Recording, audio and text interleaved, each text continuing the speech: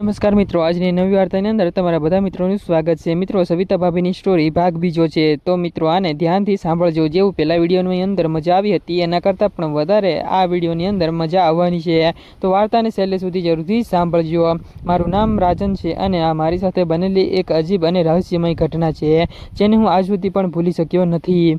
હું એક સામાન્ય માણસ છું અને મારા ઘરમાં મારા માતા પિતા અને એક ભાઈ રહે છે અને હું બાજુના શહેરમાં નોકરી કરું છું અને મારી જિંદગી શાંતિથી પસાર થઈ રહી હતી। મારી પત્ની કવિતા પણ મને ખૂબ જ પ્રેમ કરતી હતી અને અમે બંને ખુશીથી જીવન જીવી રહ્યા હતા। એક દિવસ અમારા ગામમાં લાંબા સમય માટે પ્રવાસ ગોઠવાયો હતો અને મારા માતા પિતા અને ભાઈએ પ્રવાસમાં ગયા હતા। તે દરમિયાન મારી પત્ની પણ તેના પિયર ગઈ હતી કારણ કે તેની મમ્મીની તબિયત સારી ન હતી, એટલે તબિયત ખરાબ હતી એટલા માટે એને જવું પડે એમ હતું। એટલે થોડા દિવસ માટે હું ઘરે એકલો જ રહ્યો હતો। એ દિવસોમાં મારી દિનચર્યા સરળ હતી, સવારે નોકરી પર જવું અને સાંજે ઘરે આવીને આરામ કરવો। એક દિવસ રજાનો દિવસ હતો એટલે હું ઘરે જ હતો અને બપોરના સમયે કોઈ દરવાજો ખખડાવ્યો હતો।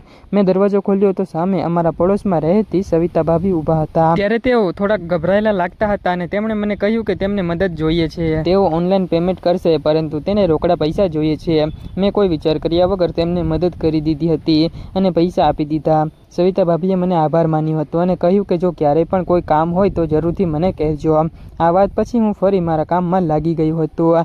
બીજા દિવસે તેઓ ફરી આવ્યા હતા અને કહ્યું હતું તેમનું લેપટોપ બરાબર કામ નથી કરતું। મેં કહ્યું કે પછી જોઈ લઈશ, અત્યારે કામ કરું છું અને સવિતા ભાભી લેપટોપ મારી પાસે મૂકી દીધું હતું અને જ્યારે મેં લેપટોપ ચાલુ કર્યું ત્યારે શરૂઆતમાં તો સામાન્ય લાગતું હતું, પરંતુ થોડા સમય પછી મને કેટલીક અજાણી ફાઇલો જોવા મળી હતી। એ ફાઇલો શું હતી તે મને સમજાયું નહીં। મેં વિચાર્યું કે કદાચ ટેકનિકલ સમસ્યા હશે અને સાંજે હું લેપટોપ પાછું આપવા તેમના ઘરે ગયો ત્યારે સવિતા ભાભી થોડા ગભરાયેલા લાગતા હતા। તેમણે કહ્યું કે તેમને ક્યારેક અજાણી અવાજો સંભળાય છે। હું થોડો સમય ત્યાં જ રહ્યો હતો અને તેમને સમજાવવાનો પ્રયત્ન કર્યો, પરંતુ એ દિવસ પછી આ વાત મારા મનમાં પણ રહી ગઈ હતી અને બીજા દિવસે હું નોકરી પર ગયો હતો, પરંતુ આખો દિવસ એ જ વિચારતો રહ્યો હતો સાંજે ક્યારે ઘરે જઈશ। અને હું ઘરે આવ્યા પછી ત્યારે દરવાજા પર ફરી ટકોરા પડ્યા હતા। મેં દરવાજો ખોલ્યો તો સવિતા ભાભી ફરી આવ્યા હતા। આ વખતે તેઓ વધુ ગભરાયેલા લાગતા હતા અને ત્યારે તેમણે કહ્યું કે તેમના લેપટોપમાં ફરીથી કંઈક સમસ્યા આવી રહી છે અને કેટલીક ફાઇલ આપોઆપ ખુલી જાય છે, એટલે કે એની હાથે ખુલે છે। હવે મને પણ લાગ્યું કે વાત કંઈક ગંભીર છે। હું તરત જ તેમના ઘરે ગયો અને અમે બંને બેસીને લેપટોપ તપાસવા લાગ્યા હતા। થોડા સમય પછી અચાનક વિડીયો ખુલી ગયો હતો। સવિતા ભાભીએ કહ્યું, તેમણે આ ક્યારેય ખોલ્યું નથી અને આ કેવો વિડીયો ખુલી ગયો યાર। હવે મને ખાતરી થઈ ગઈ કે કોઈ ગડબડ છે। મેં ધ્યાનથી તપાસ શરૂ કરી। થોડા સમય પછી મને કેટલીક શંકાસ્પદ પ્રોગ્રામ જોવા મળ્યા હતા જે કોઈ આવી રીતે ના જોવે। સમજાયું કે કદાચ કોઈ અજાણ્યા સોફ્ટવેર દ્વારા લેપટોપમાં પ્રવેશ્યા હશે અને મેં તરત જ તે બધા પ્રોગ્રામ કાઢી નાખ્યા। પછી મેં એક સારો એન્ટીવાયરસ ઇન્સ્ટોલ કર્યો હતો। થોડા સમય પછી લેપટોપ ફરી સામાન્ય રીતે કામ કરવા લાગ્યું હતું। સવિતા ભાભીને રાહત મળી હતી। તેમણે મને દિલથી આભાર માન્યો હતો। મેં તેમને કહ્યું કે હવે સાવચેત રહેજો અને તે દિવસ પછી અમારી બંનેની વચ્ચે સામાન્ય વાતચીત જ રહી હતી। હવે તેઓ ફક્ત જરૂર પડે ત્યારે જ મારી પાસે આવતા હતા। હું પણ ધ્યાન રાખતો હતો કે કોઈ ગેરસમજ ન થાય। એક દિવસ રાત્રે લગભગ 10 વાગ્યે સવિતા ભાભીનો ફોન આવ્યો હતો। તેમણે કહ્યું તેમને ફરીથી ડર લાગે છે। હું તરત જ તેમના ઘરે ગયો અને દરવાજો અડધો ખુલ્લો હતો। હું અંદર ગયો અને પૂછ્યું હતું, તમે ક્યાં છો? અને અંદરથી અવાજ આવ્યો કે અંદર આવો। હું અંદર ગયો હતો અને જોયું હતું તેઓ ગભરાયેલા હતા અને મેં આખું ઘર તપાસ્યું હતું, મને કોઈ પણ ખાસ મળ્યું નહીં। મેં તેમને સમજાવ્યું કે કદાચ આ ભ્રમ હોઈ શકે છે। અમે થોડોક સમય બેઠા રહ્યા। ધીમે ધીમે તેમનો ડર ઓછો થઈ ગયો હતો। મેં કહ્યું કે જો ફરી કંઈ થાય તો મને તરત જ કહી દેજો।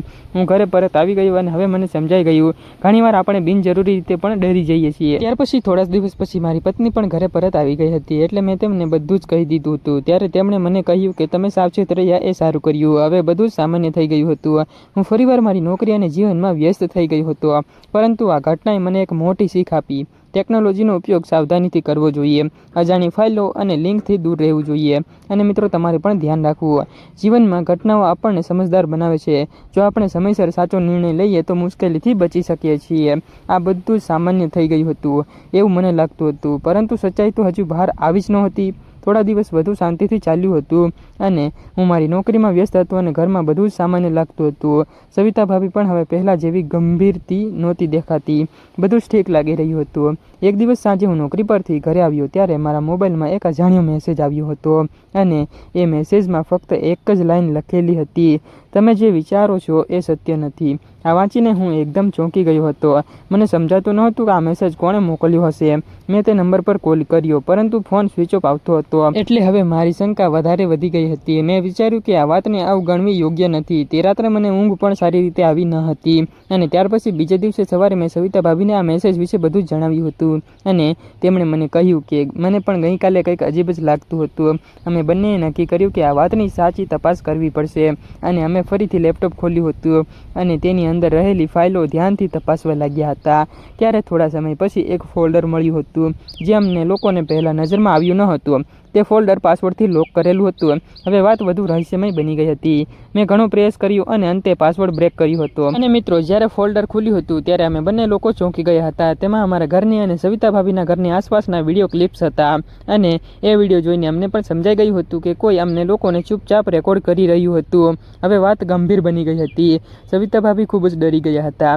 મેં તેમને શાંત રહેવા કહ્યું અને તરત જ આગળ શું કરવું તે વિચારવાનું શરૂ કર્યું હતું. મેં આસપાસ તપાસ કરવાનો નિર્ણય લીધો અને ત્યાર પછી અમે બંને ઘરની બહાર જઈને આસપાસની જગ્યા તપાસવા લાગ્યા હતા. થોડા સમય પછી અમારી નજર એક નાના એવા કેમેરા પર પડી હતી જે બાજુના દિવાલ પાસે છુપાવવામાં આવ્યો હતો અને અમને એ દેખાઈ ગયો હતો. વધુ સ્પષ્ટ થઈ ગયું અને કોઈએ અમને લાંબા સમયથી જોઈ રહ્યું હતું અને અમને બંનેને રેકોર્ડ કરી રહ્યું હતું. મેં તરત જ તે કેમેરો કાઢી લીધો અને હવે અમારે જાણવું છે કે આ બધું કોણ કરી રહ્યું છે. મેં નજીકના વિસ્તારમાં પૂછપરછ શરૂ કરી. થોડા સમય પછી ખબર પડી કે નજીકમાં રહેતો એક વ્યક્તિ ટેકનિકલ કામ કરતો હતો અને તેને આવા સાધનો વિશે સારી એવી જાણકારી હતી અને તરત જ તેની પાસે ગયા. શરૂઆતમાં તેણે બધું જ નકારી દીધું, એટલે કે ના પાડી, પરંતુ જ્યારે અમે પુરાવા બતાવ્યા ત્યારે તેઓ ગભરાઈ ગયા. અંતે તેણે સ્વીકાર્યું હતું કે તેણે જ આ બધું કર્યું હતું. તે વ્યક્તિ કહેવા લાગ્યો કે ટેકનોલોજી સાથે પ્રયોગ કરવાનો શોખ હતો એને, એટલે એણે મજા માટે આ બધું શરૂ કર્યું હતું. પરંતુ હવે તેને સમજાઈ ગયું હતું કે એ મોટી ભૂલ કરી રહ્યું હતું. અમે તેને ચેતવણી આપી અને કહ્યું હતું ફરીવાર આવું ક્યારેય પણ ન કરવું. પછી અમે આ બાબતને આગળ ન વધારવાનું નક્કી કર્યું કારણ કે હવે જોખમ ટળી ગયું હતું. તે દિવસ પછી બધું જ સામાન્ય રીતે થઈ ગયું હતું. હવે કોઈ અજાણ્યા અવાજો નહોતા અને કોઈ અજાણી ફાઇલ્સો પણ ન હતી અને કોઈનો ડર પણ ન હતો. એટલે હવે સવિતા ભાભી શાંતિથી રહેવા લાગ્યા હતા. પછી મેં મારી પત્ની સાથે આ વાત શેર કરી હતી. તેમણે કહ્યું કે તમને યોગ્ય સમયે યોગ્ય નિર્ણય લીધો. હવે મને પણ મનથી શાંતિ મળી છે. પરંતુ આ આખી ઘટનાએ મને એક મોટી શીખ આપી છે. આજના સમયમાં ટેકનોલોજી જેટલી મદદરૂપ છે એટલી જ જોખમી પણ બની શકે છે. અને મિત્રો, આ શીખ બધા જ માટે છે.